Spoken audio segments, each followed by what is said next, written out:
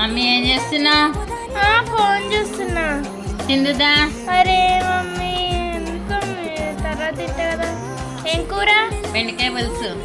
అరే బెండకాయ పులుసు నాకు వద్దు, ఫ్రై అయితే తింటా.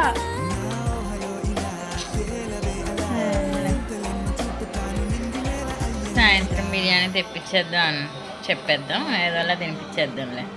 ఏమీ లేవు వండుదామంటే. అరే తినిపించే మమ్మీ నువ్వే. దా, నడు.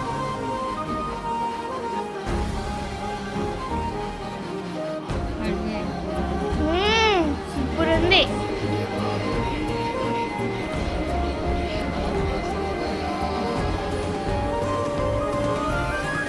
ఏం కూర మమ్మీ ఇప్పటికేం చెప్పు. బెండకాయ పులుసు. నాకు ఇష్టం లేపు.